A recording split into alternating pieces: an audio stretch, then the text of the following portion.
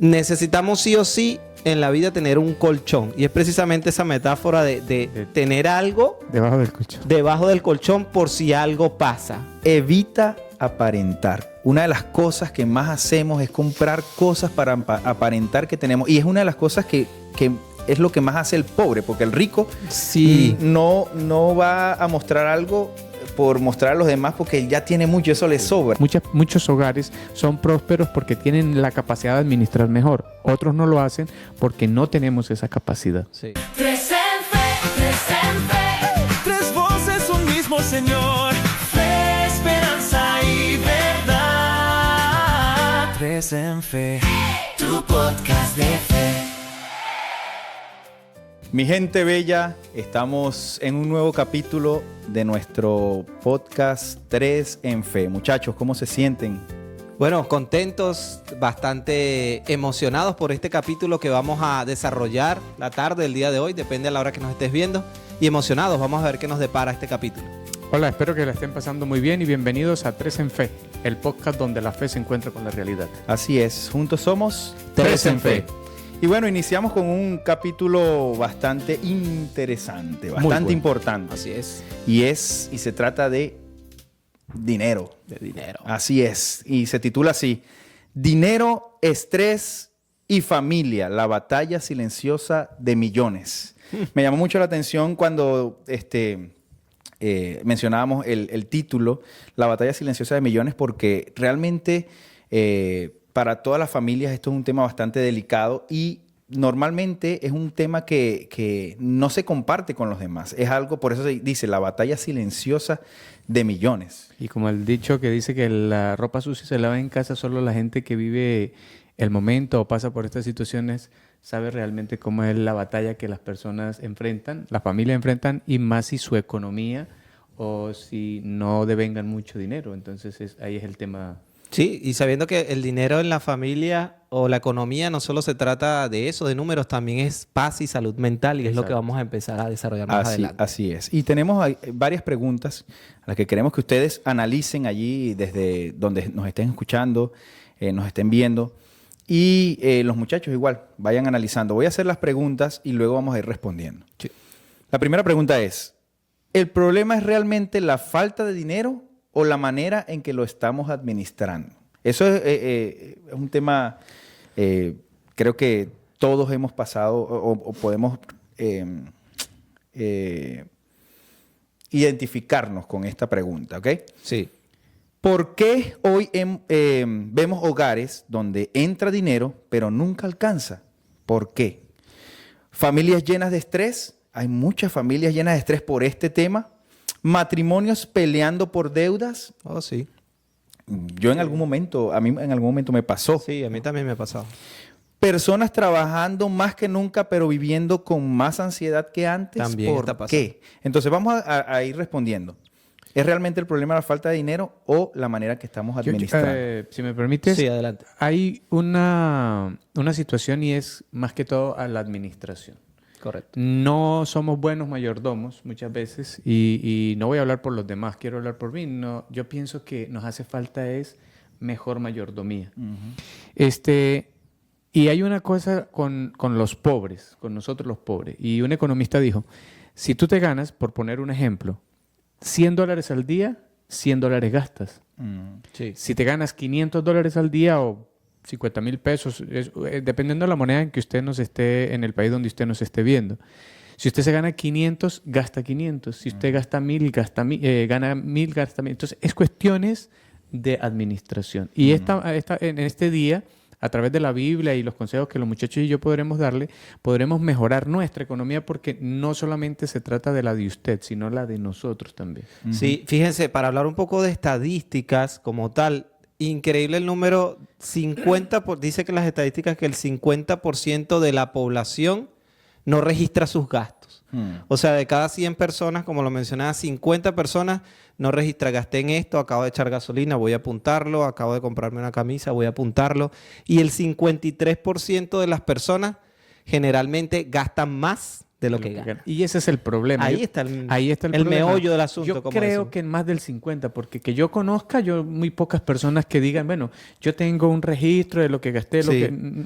Dice que varía bastante, ahora que lo mencionas, Oscar, gracias por recordar, varía bastante el país también. Sí, porque sí, hay la países cultura. más, correcto, con culturas de más ahorros, más consumistas, como este, donde estamos, es bastante consumista, y hay países donde ganan mucho menos, la calidad de vida, donde estés, Sí. varios factores. No, Sí. y es una de las razones por las que hay más divorcios en el mundo Sí. también. No busqué la estadística específicamente, pero yo les voy a contar, por ejemplo, cómo fue mi experiencia. No es que me he divorciado, no me he divorciado, ni Ni Dios lo quiera. Y de hecho, nosotros eliminamos esa palabra de nuestro diccionario, pero una de las cosas que más genera problemas en el matrimonio es el dinero. Yo Sí. cuando nosotros iniciamos nuestro matrimonio,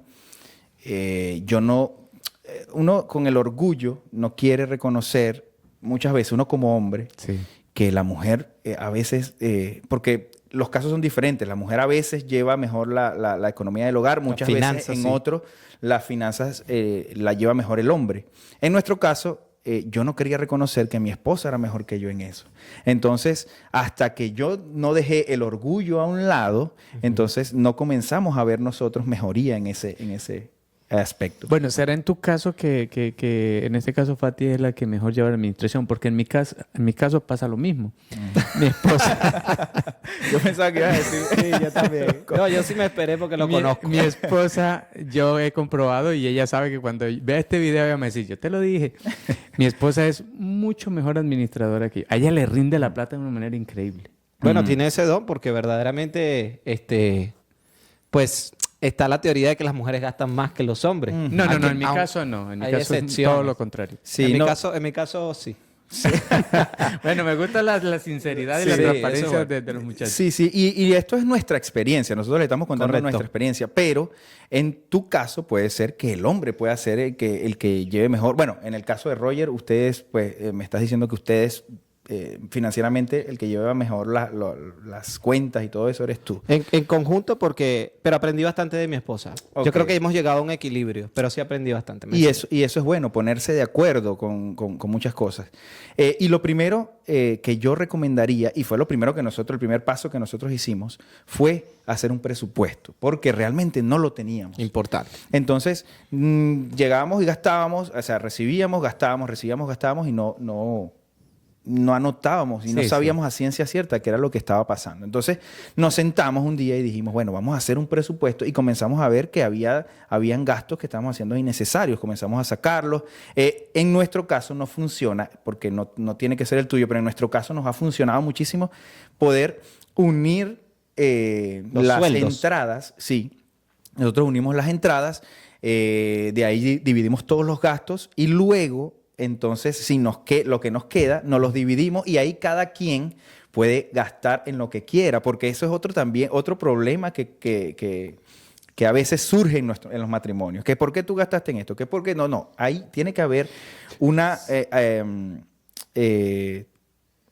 Como un fondo para cada cosa, como un equilibrio. Sí, es decir, cada quien tiene también que tener su dinero para gastar en lo que, Claro. en sus necesidades y en su preferencia, porque muchas veces son preferencias. Sí, ¿no? un caso que hay hogares que tienen economías paralelas. O sea, aquí cada quien tiene el derecho de administrar su casa, su hogar como quiera. Ujú. Pero yo personalmente no estoy de acuerdo en economías paralelas. Es decir, que cada quien tiene su economía por su lado. No, Eh, mucho menos. Estás hablando de matrimonios Sí, como del tal. matrimonio, Ok, en el está bien. matrimonio.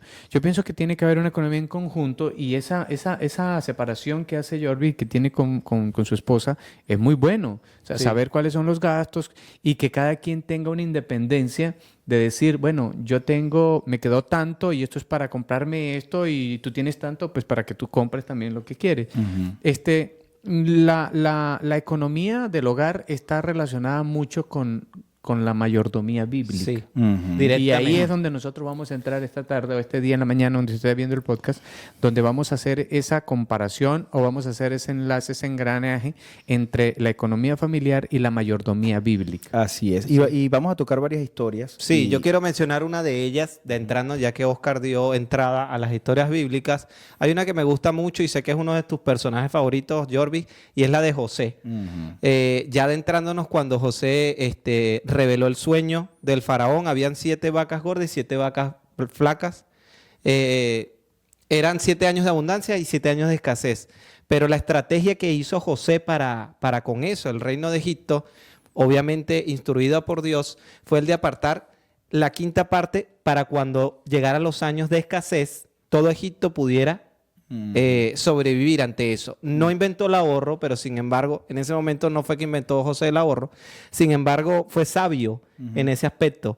Y es lo que muchas personas no aplican. Ven abundancia en ese momento y piensan... Hay una frase importante que cuando estuve analizando el podcast, llegué y vi que era: las personas gastan en cosas que no necesitan, dinero que no tienen, para satisfacer personas que no le interesan. Ujú. Y eso hay que aplicarlo como ley de vida. ¿Cuánto estamos gastando en qué para satisfacer a quién? ¿Con qué necesidad? Sí, ya que tú mencionas eso, yo vengo de la parte de la costa de Colombia y en estos lugares sucede algo que es muy cuestionable.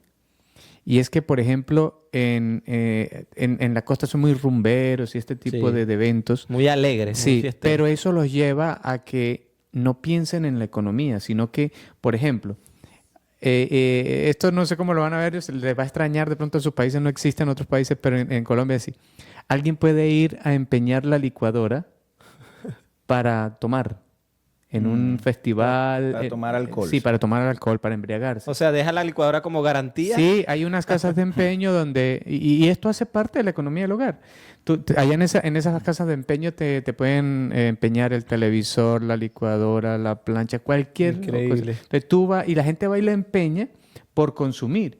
Pero al día siguiente llegan borrachos, sin licuadora para que le hagan el batido y con problemas. Y eso, aunque no es una mentira, no es una metáfora, es una realidad que te estoy sí. diciendo. Entonces, ¿tú te imaginas cómo podría ser una economía así en un hogar? Sí, muy difícil. Y una de las cosas que a mí me gusta más de esta historia de José es que José tuvo los primeros años de abundancia, pero me gusta es aplicar lo que pasó allí. Fíjate, puede ser, y a nosotros nos pasó en Venezuela, que hubo unos años de abundancia, Sí, muchos sí, años de muchos. abundancia, y de hecho muchas personas hicieron inversiones y aprovecharon esos años de abundancia, pero hubieron personas que no lo hicieron porque pensaban que nunca esa situación se iba a acabar, o sea, pensaron que la escasez nunca iba a llegar. Y resulta que cuando llegó la escasez, y a pesar de haber tenido mucho, en algún momento ya no tenían nada. Entonces me gusta mucho aplicar esto porque en este tiempo en la historia de José hubieron 7 años de abundancia y luego hubieron 7 años de escasez donde Dios le había dicho a José: prepárate porque va a venir esto. Y entonces cuando llegó el momento, José no solamente pudo ayudar a alimentar su pueblo, sino a otros más. Y es una lección para nosotros, porque José aprovecha esos 7 años, pero las palabras del faraón a mí me llaman mucho la atención.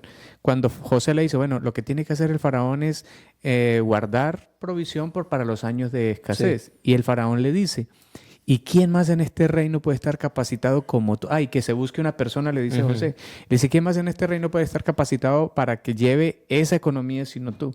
Y vemos que después de esos 7 años de abundancia, José alimentó no solamente a Egipto, sino que guardó para los años de adversidad. Y cuando llegan los años de adversidad, había tanta provisión, que todas las regiones del resto de los países cercanos a Egipto iban a comprar provisiones allá, y eso hizo que Egipto no solamente prosperara, sino que también pudiesen suplir las necesidades de las personas que estaban alrededor, por una persona que administró muy bien los recursos que tenía cuando pudo. Así es, así es. Entonces, para continuar, ustedes me comentaron de algunas historias también que tenían por allí y me gustaría ver cuáles son sus historias.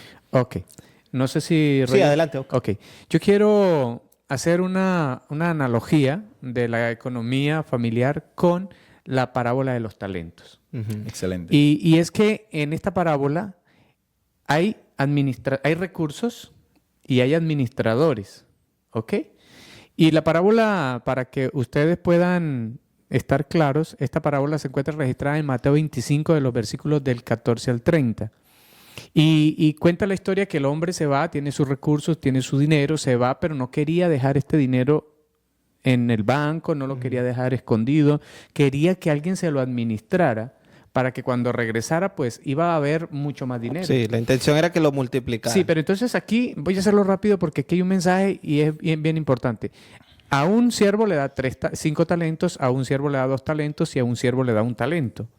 Eso nos dice algo, y es que a todos se le repartieron talentos dependiendo de la capacidad, de acuerdo a la capacidad que tenía de administrar. Cuando el jefe llega, llama cuentas, el que recibió 5 le tuvo 5 talentos de ganancia. Eso es el 100% de ganancia. Correcto. Es más que eficiente, fue eficaz. El que recibió 2 también llega, el señor le pide cuenta y dice, sí señor, yo negocié, compré, vendí, invertí, compré en la bolsa de valores, etcétera, etcétera. Me dio 2 talentos, tiene 2 talentos. Excelente, muy eficiente, eficaz también. Ganó 2, el 100% de ganancia. Pero llegó el tercer siervo al cual se le dio 1 talento y cuando se le pidieron las cuentas, él dice, no, lo que pasa es que yo tenía miedo de que cuando llegaras a recibir las cuentas, a pedir cuentas, no hubiese nada y sabía cómo eres. Entonces escondí el dinero y aquí está tu talento. Y mire lo que hizo. Le dice, no lo hiciste bien. Ahora quítale ese talento y dáselo al que tiene más. Es decir, al que tiene la capacidad de administrar más, se le da más para que administre. En la economía familiar pasa igual. Muchos hogares son prósperos porque tienen la capacidad de administrar mejor. Otros no lo hacen porque no tenemos esa capacidad. Sí. Ahora, muchachos, ¿cómo podríamos nosotros dar consejos más prácticos, aparte de las historias bíblicas? Porque esas personas capaz estarán escuchando y dirán, bueno, está bien, me gusta el tema, está interesante, la economía es para mí algo importante, estoy pasando por un problema económico o conozco personas, pero ¿cómo hacemos con estos consejos prácticos? Yo tengo aquí 3 precisamente para iniciar lo que es ese saneamiento económico. Número 1 dice identificar lo que se llama agujeros negros. No se empieza recortando el presupuesto de a golpe. Empieza uno a detectar precisamente suscripciones que no utilizo, esos antojos que realmente son esos antojos, pero que afectan la economía como tal. Esas saliditas o esa ropa que la tengo por allí olvidada y compro. Entonces, primero atacar esos pequeños detalles, pero importantes. Es como qué es lo que necesito y qué es lo que no necesito. Exactamente. Identificar precisamente eso, lo que no necesito y que me está generando un gasto realmente adicional a mi presupuesto que no sirve para nada. 2, construir un colchón o un fondo antiestrés. Necesitamos sí o sí en la vida tener un colchón. Y es precisamente esa metáfora de tener algo debajo del colchón por si algo pasa. No, que nada me pasa, que no estoy seguro, que yo estoy seguro que con lo que tengo... No, siempre es bueno tener un colchón. No es por confianza, sino por precaución. Y más si tienes familia, importante. Y por último, rápidamente, siempre atacar lo que son deudas. En mi familia, gracias a Dios, tenemos muchos años sin deudas. Y ha sido lo mejor. Lo mejor para uno avanzar en la vida económica, uno tiene que evitar las deudas, a menos que quieras hacer una inversión. En ese caso, guardar para invertir como tal. Pero lo que son las tarjetas de crédito, sobre todo en este país, es importante poder pagarla un poco más del saldo mínimo, si puedes pagarla completa, porque te reduce mucho esa carga económica, que es un dinero que gastaste y ahora pensaste que ya... que te confías. Sí, y resulta que a final de mes te van a cobrar tarjeta de crédito. Pasos sencillos. Así es. Yo también anoté por acá algunas cosas que pueden ayudar a tu economía familiar. Por ejemplo, la primera ya la mencioné y es tener un presupuesto. Hay que tener un presupuesto. Nosotros, por ejemplo, hicimos una hoja de Excel donde nosotros ya colocamos, sumamos lo que mi esposa gana, lo que yo gano, lo colocamos y ya ahí están divididos automáticamente los gastos de todo el mes. Incluso él nos hace el cálculo de lo que nos queda a nosotros. Yo, como ella es la que lleva las cuentas en ese caso, o ella es quien reparte el dinero donde va, yo solamente agarro lo que me queda y lo demás se lo paso a ella. Lo segundo es, y esto es muy importante también, es diferenciar una necesidad, una real necesidad a un deseo. Un capricho. Sí, porque a mí me ha pasado muchísimo. De hecho, he estado en tiendas donde yo he agarrado algunas cosas y ya estoy a punto de pagar y digo, ¿realmente necesito esto? Sí. Y me doy cuenta que no lo necesito Sí, es y muy bueno ese termino devolviéndolo porque no lo necesito. Así es. Simplemente A un uno deseo. nos cuesta más que a otros, porque sí Sí. sé que hay unos que pasan por tiendas y no, pero a mí también, sobre todo los zapatos. No, yo sí aplico un poco lo de Jorvis. Yo llego a la tienda, me enamoro de algo y cuando ya lo tengo en la mano, algo le encuentro y digo, realmente no lo necesito. O lo Así es. mete uno al carrito Sí, de... porque es que recuerdo que en casa tengo eso, entonces... No lo Y necesito. en las tiendas online también tengo en el carrito un El poco de carrito. cosas y eso está ahí hace mucho tiempo porque Sí. considera uno que no lo necesita. Perdón, Verdad. continúa con Así los es. No. Estamos comentando y eso es excelente.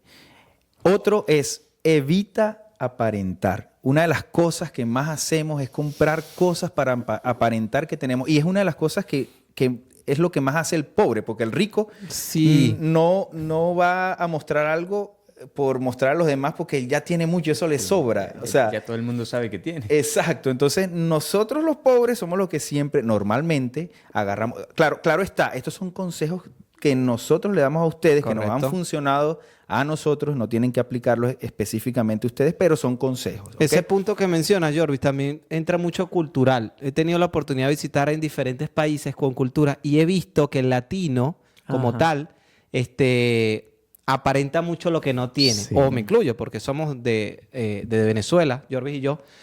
Aparentamos lo que no tenemos, pero el latino es así.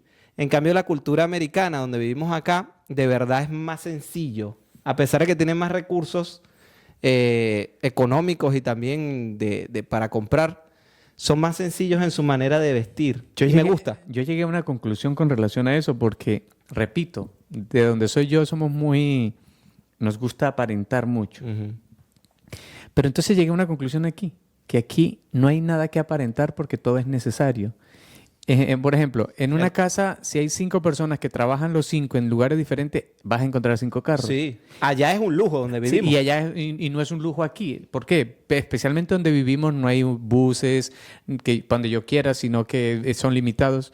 No hay taxis. Entonces, tú tienes que llegar hasta el lugar. Entonces, aquí no se presume porque es necesario. Sí. Así Aquí es. nadie va a presumir unos zapatos de marca porque todos son de marca. Todo el mundo Cualquiera lo puede tener fácilmente. Una ropa de marca. Entonces, allá sí, te pusiste unos Nike. Por eso te digo que es un originales. tema cultural Entonces, también. Ese tema también, para presumir, yo compro cosas caras y estoy afectando la economía. Sí, y de hecho las redes sociales ahorita afectan muchísimo en esto también, porque la gente quiere mostrar en las redes sociales Sí. lo que tengo, lo que no tengo, Sí. y eso de realmente, y les voy a contar algo que me pasó a mí. Yo fui a una agencia de carro y me monté en un carro 0 kilómetros y lo probé y yo dije, wow, voy a endeudarme para pagar esto no sé cuántos años. Y resulta que yo sentía el carro que estaba probando igual al que yo tengo. Correcto. Y me va a llevar y me va a traer. Entonces, muchos agarramos deudas así solamente para aparentar y mostrar y decir, no estoy diciendo que yo lo estaba haciendo por eso. Sí, sí. A veces uno busca comodidad también, pero hay cosas y hay tiempos también que para uno hacer ciertos gastos. Entonces yo dije, no es el momento para esto. Ya llegará el momento, si Dios lo permite. Si no, me quedo con Cuando mi carro, sobre, que- cuando sobre. Así es. Voy rápidamente con los 2 puntos que me faltan. Uno es ahorrar, y eso es algo que yo no aprendí en mi casa y me cuesta muchísimo, pero he aprendido mucho de mi esposa, de mi suegra. Hay que ahorrar porque uno Importante. tiene que prepararse, ya lo mencionamos, para el futuro. Y eventualidades. Incluso tienes que tener algún fondo de emergencia. Si pasa alguna emergencia o algo, ya tú tienes un fondo donde puedes disponer. Y el otro es hablar en familia sobre el dinero, educar a la familia sobre el dinero, porque es importante para evitar también que ellos tengan problemas a futuro. Sí, yo creo que eso es sumamente importante lo que acaba de decir Oscar. Hay falta educación financiera en los hogares. Y eso Jorvis. es algo, Jorvis también, sí.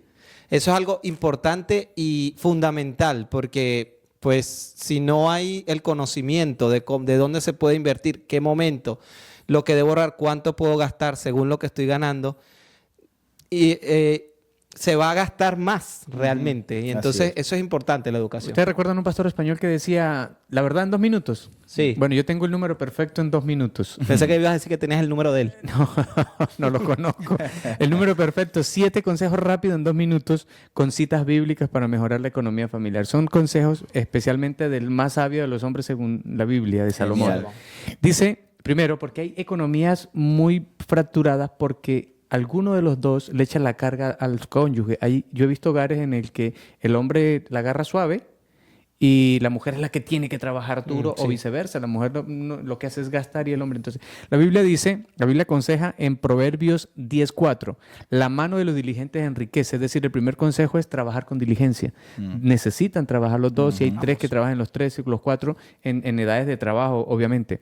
2, administra con sabiduría, lo acabas de decir, Proverbios 21:5. Los planes bien pensados, pura ganancia, dice Proverbios. Tercer consejo, ahorra para el futuro. Estoy redundando, pero quiero darte la cita. Proverbios 6:6-8. Vea a la hormiga, oh perezoso, prepara en el verano su comida para el invierno. Consejo 4, lo dijimos. Evitar las deudas. No me gustan las deudas. Sí, He tenido es deudas fundamental. porque los que me conocen, pero tenía deudas. Sí, tenía, gracias a Dios. No tenemos muchas deudas, prácticamente no tenemos, porque no me gustan las deudas, no me dejan estar tranquilo. Y eso lo dice Proverbios 22:7. El que toma prestado es siervo del que presta. Es cierto. Quinto consejo, sé honesto. Las riquezas de vanidad disminuirán. Lo que acabamos de hablar, Proverbios 13:11. Practica la generosidad. Tampoco tenemos que ser todo para nosotros, todo para nosotros. En algún momento tenemos que proveer o ser generosos para las personas.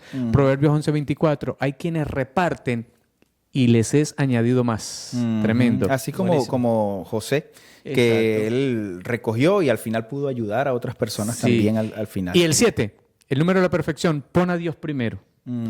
Buscad primeramente el reino de Dios y su justicia y las demás cosas vendrán por añadidura. Mateo 6:33.